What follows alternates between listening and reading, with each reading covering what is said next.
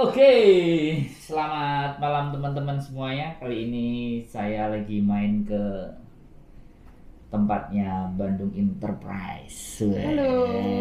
Bersama, boleh diperkenalkan? Halo, saya Yuni. Saya Koko Steven. Wah, ketemu orang ganteng kayak di sini. Orang ganteng plus ganteng dua ini, luar biasa. Jangan percaya katanya. Memang benar, pemerintah Hong Kong kemarin mewajibkan untuk semuanya vaksin. Tapi ternyata setelah dibicarakan lagi, vaksin itu di-cancel. Jadi tidak wajib buat mbak-mbaknya. Nah, ini saya sampaikan juga buat teman-teman bahwa pada saat ketika teman-teman itu tidak bisa melakukan swab, nah ini adalah salah satu agent yang juga berusaha ketika sesuatu itu majikannya tidak ngerti atau tidak paham, bisa dipahamkan kan, bisa dibantu untuk mencoba memahamkan ke majikan kan. Ya, Tapi jadi pada prinsipnya bisa kan? bisa cari informasi dari kita juga. Kalau kita nggak bisa update status atau apapun, setidaknya jangan ambil keputusan dengan katanya.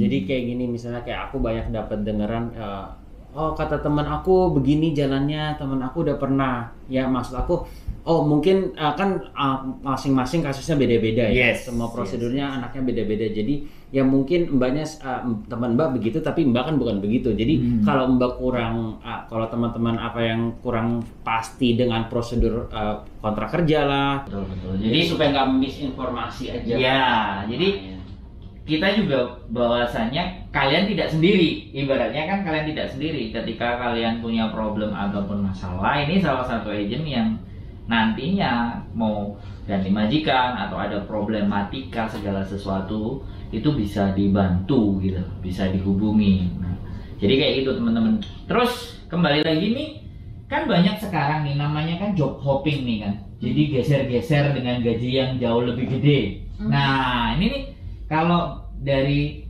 agent Bandung sendiri menanggapi atau menyikapi keadaan-keadaan yang seperti itu tuh gimana? Coba bisa. Oke. Sekali lagi, saat kemarin sebulan yang lalu mengatakan bahwa karena dari Filipina tidak bisa terbang ke Hong Kong, jadi kayaknya di koran-koran itu mengatakan bahwa gajinya Cece sekarang 8.000. Semua upgrade ya, upgrade semuanya dan panik semua. Mereka SMS ke aku dan mereka bilang, aku udah tanda tangan, bisa nggak gajiku diubah jadi 8.000? Sekali lagi, kalian kesini fokus dengan gaji 8.000, tapi apa yang bisa kalian berikan untuk majikan? Sekali lagi, oke, kamu minta gaji 8.000, tapi apa yang bisa kamu berikan untuk majikan? Sementara kamu di sini cuma 2 tahun, bahasa aja aku dan kau aja masih belum bisa. Jadi kadang-kadang sekali lagi, kamu bisa minta gaji tinggi dengan tuntutan yang tinggi juga. Sekali lagi, jangan fokus sama gaji yang tinggi, tapi kamu lupa bahwa gaji yang tinggi tuntutan lebih tinggi. Betul. Dengan gaji standar, otomatis secara tidak langsung gaji juga standar, tuntutan juga standar. Dan kita ada majikan dengan gaji tinggi. Tiga stories ya, Bapak Steven, tiga lantai, gaji 7.000.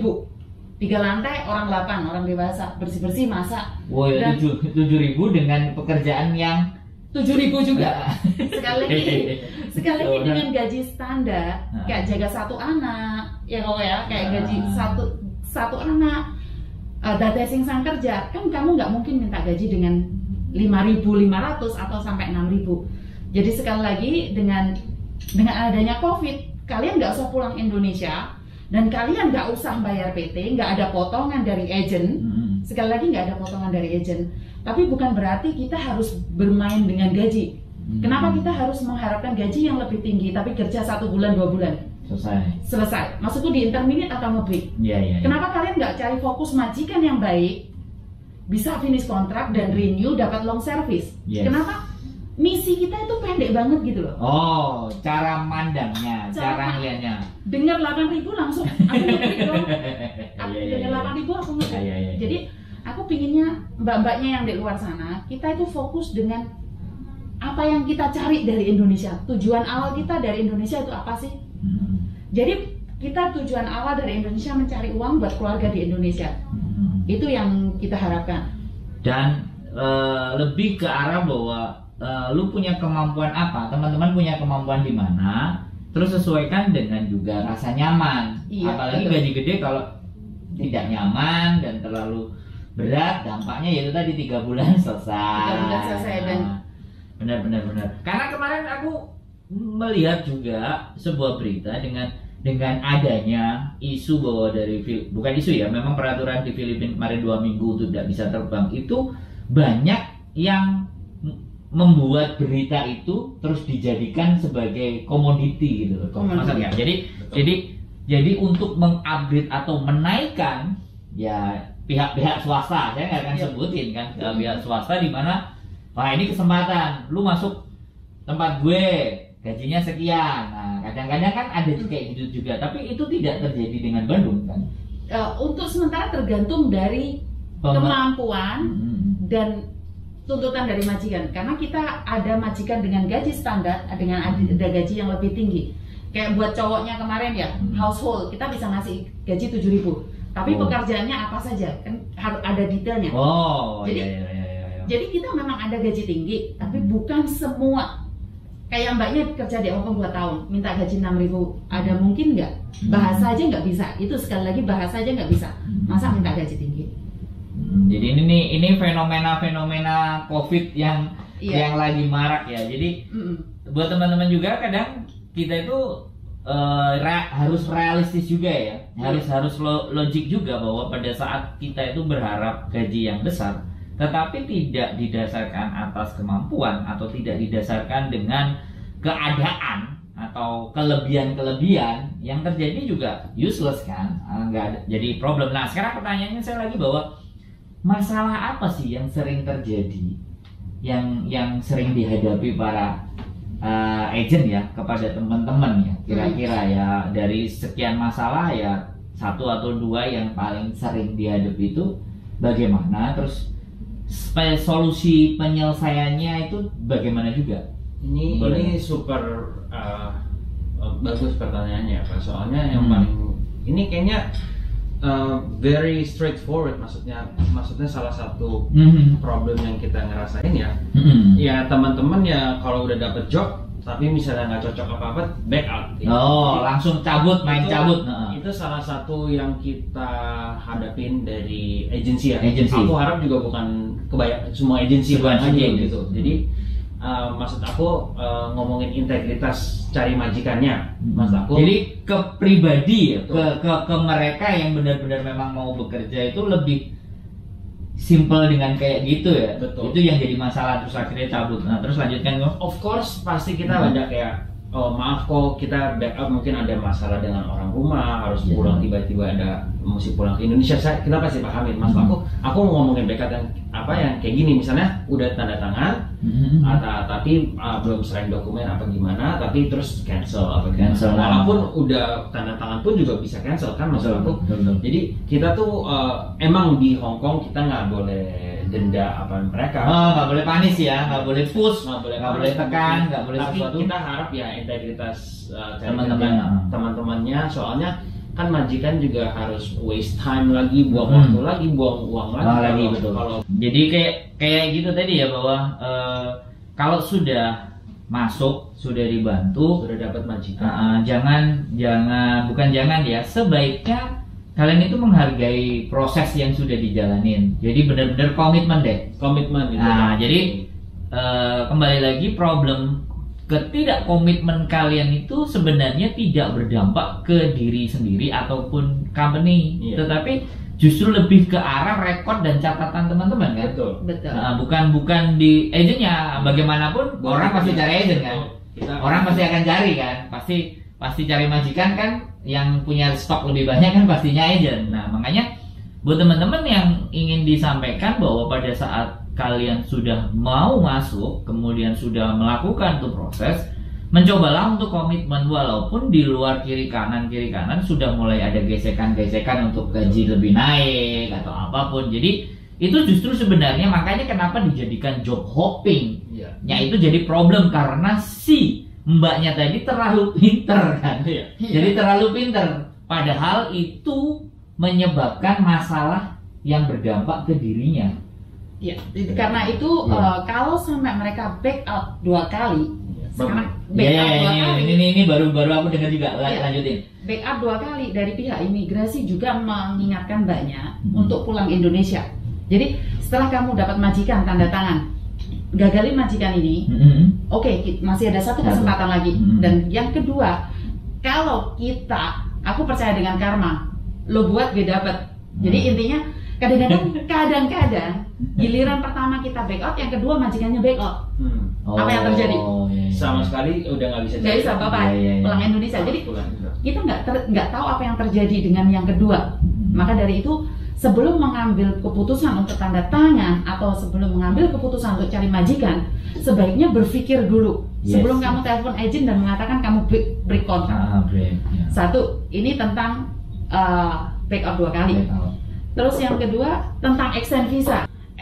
Sekali lagi kalau udah back out dan kalian mencoba extend visa, itu tidak bisa sama sekali. Dan kalau udah extend visa, secara otomatis harus pulang Indonesia. Soalnya kemarin ada berita, jadi saya ini masuk, makanya ini saya juga mencoba mengklarifikasi karena agent kan tempat ketika pertanyaan. Jadi begini, dia dari Indonesia 3 bulan, ya kan, keberangkat sini. Beritanya dia udah sebenarnya belum 2 kali malahan, 1 kali, saya nggak ngerti juga, 1 kali tapi dari Indonesia kemudian berangkat ke sini. Nah, aku nggak ngerti faktornya apa, tapi ini aku benar-benar mau tahu karena ini adalah bidangnya agent. Jadi ketika dia sudah ngebreak 1 kali, ya kan, dia mau ngajuin lagi, ternyata itu langsung ditolak dan harus pulang ke Indonesia. Ini baru loh ya, bukan X, ini baru. Nah, kira-kira faktornya itu apa yang menyebabkan hal seperti itu? Balik lagi sama pertanyaannya, dari pihak Indonesia konsulat atau dari imigrasi? Oke, kalau dari pihak Indonesia konsulat, mungkin karena dia masih punya hubungan sama PT. Oke. Tapi kalau bukan masalah konsulat, masalah imigrasi, kemungkinan besar adalah majikan komplain ke imigrasi. Ini poin. Karena apa? 1, untuk ngambil CC dari Indonesia, majikan sekali lagi bayar terlalu banyak. Dan kalian kerja cuma 3 bulan. Aku sebagai majikan akan bertanya, apakah kalian sedang bermain dengan saya?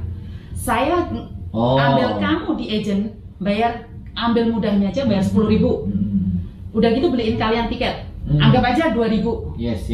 Terus sekarang karantina. Ya, 21 hari. Ini yang angkanya luar biasa. Anggap aja totalnya 7.000. Oke, 10.000 untuk bayar agent, 3.000 buat swab test sama tiket. Ada macam. Terus yang 7.000 buat karantinanya hotel. Nah, dalam total aja gampang aja 20.000. Yes. Dan kamu datang ke Hong Kong cuma kerja 3 bulan. Aku punya anak 3. Kira-kira aku terima nggak seperti itu? Kalian tiba-tiba nge-break, bilang nggak kuat, ini itu. Otomatis kan aku komplain ke imigrasi mengatakan pembantu ini udah aku bayarin hotel, pesawat, semuanya nge-break. Dan kamu nge-break sudah selesai, nggak ada masalah, kamu nggak bayar apapun. Tapi aku harus beliin tiket kamu pulang Indonesia. Dan aku harus bayar gaji kamu lagi. Berapa banyak uang yang aku harus buang dalam waktu 3 bulan? Hanya punya dapat 3 bulan. Ya jadi aku paham kenapa ini terjadi, karena kemarin beberapa bulan yang lalu ya, 3 bulan yang lalu itu terlalu mudah, imigrasi siapa aja apply dapat visa, dapat visa. Jadi kemungkinan besar majikan komplain, karena kita banyak ya, visa udah turun aja bisa nggak turun. Ada cerita nggak tentang itu? Bisa turun tapi terus cancel. Bisa turun, ada suratnya turun, giliran diambil, pas mau ambil imigrasi ditolak. Jadi masalah apa ya? Sampai sebegitu juga ya? Itu masalah majikan komplain. Ini Koko Steven yang kemarin bantu untuk nyelesainnya. Ini yang aku lempar ke dia. Oke, teman-teman, ini buat saya menarik ya, cerita ini menarik dan teman-teman harus bisa mengkonsumsi ini ya agar lebih smart, lebih paham. Gimana Koko? Jadi sementara ini sekarang situasinya kan lagi amburadul ya. Buat imigrasi juga sebenarnya buat amburadul teman-teman semuanya. Kenapa? Soalnya belakangan ini ya kita dapat sering masalah. Maksudnya imigrasi itu sering salah juga. Maksud aku kenapa bukan salah, mungkin double checknya kurang. Kurang dokumennya, cross checknya salah juga. Jadi yang aku bilang tadi mungkin yang pas harusnya udah keluar visa ambil, pas aku suruh anaknya ambil ke sana tidak dikeluarin. Nah, kita kan pasti tanda tanya. Betul. Tanpa alasan kenapa udah turun surat buat Semuanya udah syarat beres, Dapat Pas surat kesana, di review dan dapat surat merah. dan dapat surat merah gitu. Kita Ngeri, ada kan? beberapa jadi kita benar-benar sempat bikin panik juga buat kita ya. Iya, Sampai iya, ada iya. 2 hari soalnya benar-benar nggak ada apapun. Pesan, pas experience. Tiba-tiba langsung dapat surat merah. Sama juga aplikasi pertama kali juga di review. Jadi maksud aku kita juga bingung kayak gini Pak. Jadi kita telepon, tapi kita dengan agensi kan kita berhak bertelepon imigrasi. Siap. Jadi kita telepon mereka tanya Minta alasannya, keterangan. minta keterangan soalnya kita ibaratnya kita juga apply terus ditolak mentah-mentah. Kita juga harus tahu kenapa dong. Soalnya kita juga perlu kasih tahu Majikan dan Nah, tapi alhamdulillah selama ini pas kita ngomong kejar imigrasi lagi, jauh. jadi sementara ini tuh kasus-kasus yang kita ada itu mereka buka kembali gitu. Jadi sementara masih diproses. Oh, berarti dipertimbangkan. Coba saya cross check ulang dulu. Jadi Iya. dia belum memberikan jawaban say yes atau oh gini enggak, tapi oke lah saya tinjau ulang lagi. Betul. Seperti apa. Nah, ini teman-teman karena pengalaman pribadi adalah backpacker ya. Kita itu tukang jalan. Kalau kita udah masuk ke satu negara itu yang bisa menentukan masuk dan enggak itu cuma ada 2. Yang pertama Tuhan, yang kedua imigrasi. Nah, sedangkan aku pernah dideportasi hampir 5 kali juga ketika aku bertanya, why you deport me? What is the reason? Terus dia menyampaikan bahwa saya tidak berhak menyampaikan alasan aku menolak kamu, tapi aku punya hak untuk tidak mengizinkan kamu masuk ke negara saya.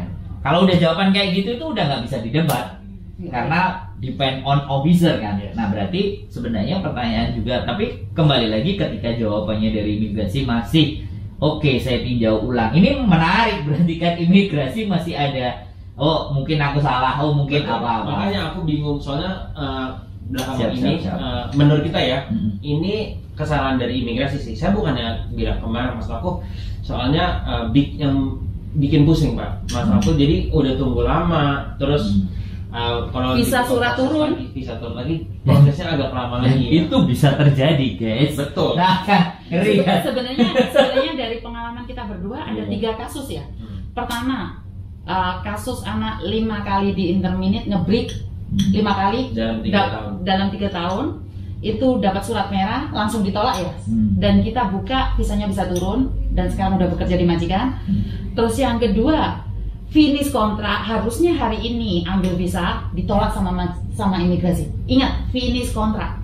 Finish kontrak karena apa? Majikan komplain tentang dia. Majikan komplain tentang dia. Ini hack. Lain kali kamu bisa ketemu sama anaknya. Ini finish kontrak. Jadi kalian berhati-hati semuanya. Ya makanya artinya begini bahwa segala bentuk kemungkinan ketika kita tidak meninggalkan kesan yang baik terhadap majikan, it's the danger. Apapun bisa terjadi. It's danger ya. Ya. Kadang sudah diproses, mungkin sudah diproses, majikan masih belum ngasih surat ke imigrasi ya. Begitu proses sudah selesai, suratnya nyusul, dilihat langsung selesai. Nah, jadi kita ada 3 kejadian. 1, visa langsung ditolak. Kedua, visa turun tapi nggak dikasih visa. Ketiga, finish kontrak. Posisi finish kontrak, visa ditolak, harus menunggu hari berikutnya untuk evaluasi lagi.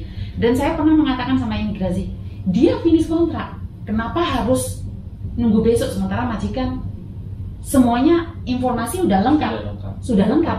Dan imigrasi bilang kita butuh waktu untuk evaluasi. Dalam waktu 1 bulan kenapa imigrasi nggak evaluasi? Iya. Ini asumsi aja ya. Menurutku majikan komplain dan terima surat dan imigrasi harus mendapatkan evaluasi sekali lagi. Jadi sekali lagi buat semuanya mbak-mbaknya, sebelum ninggalin majikan apapun yang terjadi, jangan ninggalkan kesan yang kurang bagus. Karena sekarang ini masalah ya. Karena sekarang imigrasi lebih memihak ke majikan. Kalau beberapa bulan yang lain kan apapun pembantu yang menang. Jadi seperti itu. Oke, jadi luar biasa ya.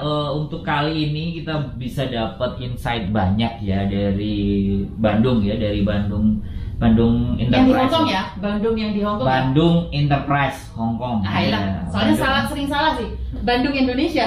Iya, kita dapat dari Bandung Enterprise insider dan pengetahuan luar biasa. Jadi ketika kalian butuh pertanyaan terhadap agent, ya I recommended ya silakan datang atau ada nomor teleponnya nanti kita akan cantumin bersama Koko Steve dan satu lagi saya Yuni. Nah, dengan Mbak Yuni, teman-teman boleh bisa cross check problem, masalah atau apapun. Dan mungkin terakhir closing statement dari Koko, ada nggak yang mau disampaikan kira-kira closing statementnya?